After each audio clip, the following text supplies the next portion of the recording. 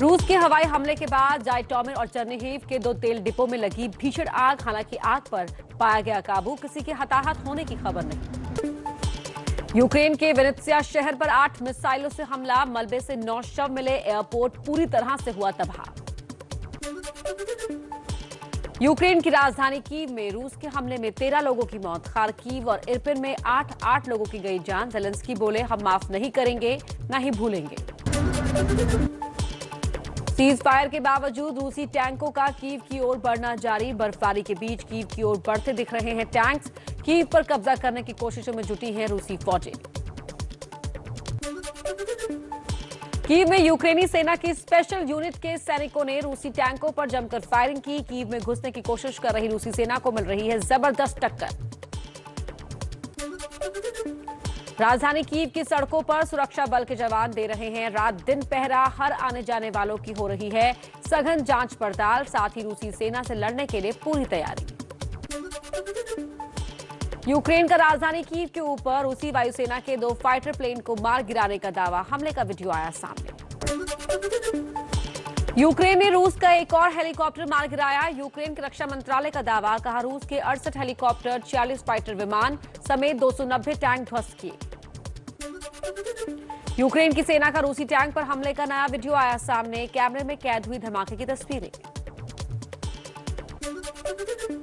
Ukraine के राष्ट्रपति Zelensky ने दुनिया से लगाई हिफाजत की गुहार। कहा, रूस के कार्रवाई, आतंकवाद, शहरों पर रूस की बमबारी और परमाणु ऊर्जा संयंत्र पर गोलीबारी का दिया हवाला। जंग की जोरदार तैयारी में जुटा यूक्रेन। लीव में यूक्रेन के सैनिकों ने नागरिकों के लिए एक और ट्रेनिंग सेशन का आयोजन किया। एक हफ्ते में करीब 1000 लोगों को दी गई है ट्रेनिंग। 14 साल के बच्चों के साथ साथ 70 साल की बुजुर्ग भी शामिल।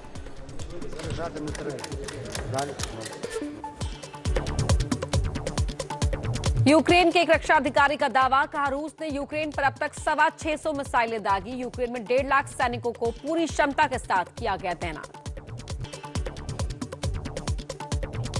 ब्रिटेन ने 175 मिलियन पाउंड की और सहायता देने की घोषणा की। पीएम बोरिस जॉनसन बोले, 12 दिनों के बाद यह साफ हो गया है कि पुतिन ने गलत अनुमान लगाया। उन्होंने यूक्रेन के लोगों को कम करके आंका।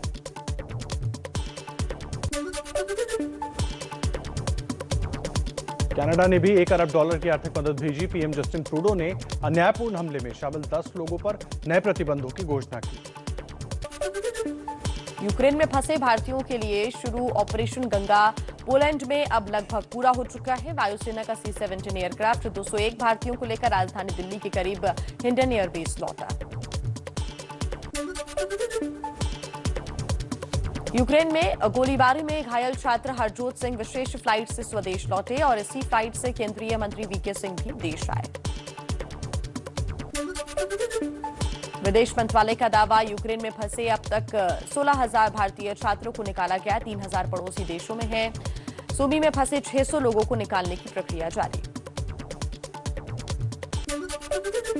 यूक्रेन से लौटे मेडिकल के छात्रों के लिए सुप्रीम कोर्ट में याचिका दाखिल। भारत के कॉलेजेस में प्रवेश देने की मांग की।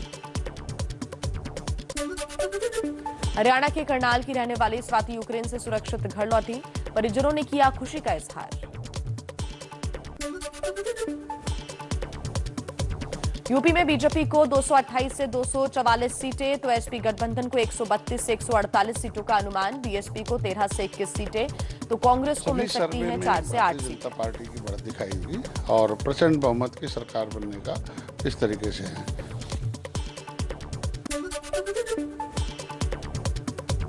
पंजाब में बन सकती है आम आदमी पार्टी की सरकार। सी वोटर सर्वे में आम आदमी पार्टी को 51 से 61 सीटों का अनुमान है। पंजाब में आम आदमी पार्टी बहुमत के करीब। सी वोटर सर्वे में पंजाब में कांग्रेस को झटका। कांग्रेस को 22 से 28 सीट मिलने का अनुमान। सर्वे के मुताबिक पंजाब में कांग्रेस की हार संभव है। अब ये जो है वक्त से ही बताएंगे कि क्या होना है, तो इंतजार कीजिए 10 तारीख का। उत्तराखंड में बन सकती है कांग्रेस की सरकार। सी वोटर सर्वे के मुताबिक कांग्रेस को 32 से 38 सीटें मिलने का अनुमान, जबकि बीजेपी को 26 से 32 सीटें मिलने का अनुमान है। सी वोटर के सर्वे के मुताबिक उत्तराखंड में बीजेपी को 41% वोट तो कांग्रेस को 39% वोट मिलने का अनुमान, लेकिन कांग्रेस की ज्यादा सीटें आना संभव है। सी वोटर के सर्वे में गोवा में किसी पार्टी को बहुमत नहीं। सर्वे के मुताबिक बीजेपी को 13 से 17 और कांग्रेस को 12 से 16 सीटें मिलने का अनुमान है। सी वोटर के सर्वे में गोवा में त्रिशंकु विधानसभा का अनुमान, गोवा में जोड़तोड़ से सरकार बन सकती है। लेकिन मुझे पूरा विश्वास है कि बीजेपी को पूरे मेजोरिटी के साथ नंबर्स मिलेंगे, यानी 21 से ज़्यादा सीट भारतीय जनता पार्टी को मिलेंगे, मैं पूरे विश्वास के साथ कह सकता हूं। मणिपुर में बीजेपी बन सकती है सबसे बड़ी पार्टी, लेकिन बहुमत से दूर। बीजेपी को 23 से 27 सीटें तो कांग्रेस को मिल सकती है 12 से 16 सीटें। एनपीपी को 10 से 14 सीटें मिलने का अनुमान। यूपी विधानसभा चुनाव के आखिरी चरण में 9 जिलों की 54 सीटों पर वोटिंग हुई। शाम 5 बजे तक 54% से ज्यादा मतदान। चंदौली में सबसे ज्यादा 60% वोटिंग। 10 मार्च को आएंगे 5 राज्यों में विधानसभा चुनाव के नतीजे। एबीपी न्यूज पर 10 मार्च को सुबह 6 बजे से देखिए सबसे तेज नतीजे। यूपी चुनाव पर समाजवादी पार्टी के अध्यक्ष अखिलेश यादव का ट्वीट, लिखा हम सरकार बना रहे हैं। आखिरी और निर्णायक चरण में एसपी गठबंधन की जीत को बहुमत से आगे ले जाने के लिए सभी मतदाताओं का आभार। सुहेल देव भारतीय समाज पार्टी के अध्यक्ष। ओम प्रकाश राजभर का दावा, गाजीपुर, मऊ, आजमगढ़, बलिया में एक भी सीट ना बीजेपी को मिलेगी ना एसपी को। आप देखिएगा इसमें कम से कम हम लोग 45 से 47 सीट जीतेंगे। मिर्जापुर में केंद्रीय राज्य मंत्री अनुप्रिया पटेल ने कहा, यूपी के मतदाताओं में उत्साह नजर आ रहा है। हमारे जो 5 साल रहे उसमें हमने उत्तर प्रदेश को विकास के एक नए युग में ले जाने का काम किया है। हमारे ऊपर फिर विश्वास करेगी और एनडीए को शानदार जीत देगी। यूपी में आखिरी चरण के मतदान में वाराणसी के वोटरों में दिखा उत्साह। काशी हिंदू विश्वविद्यालय के छात्रों ने बढ़ चढ़कर वोटिंग की। कहा, सुरक्षा और सुशासन के मुद्दे पर वोट डाला है। योगी सरकार में मंत्री रहे दारा सिंह चौहान का बीजेपी की करारी हार का दावा। मऊ की घोसी सीट से समाजवादी पार्टी के उम्मीदवार हैं दारा सिंह। इस अंतिम चरण के चुनाव में सभी लोगों ने समाजवादी पार्टी के पक्ष में खड़े हैं और पूरी शिद्दत के साथ सब लोग समाजवादी पार्टी को जिताने का संकल्प ले लिया है। यूपी के बाहुबली नेता मुख्तार अंसारी के बेटे अब्बास अंसारी का दावा, ऐतिहासिक जीत होगी। मऊ सदर सीट से एसपी के उम्मीदवार हैं।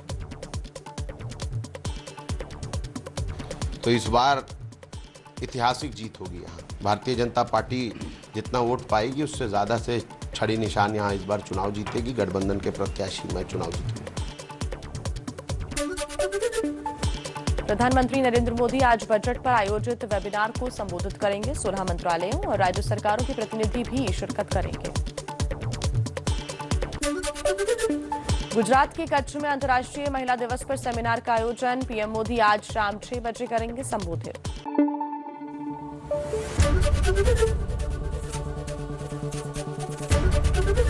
एबीपी न्यूज आपको रखे आगे।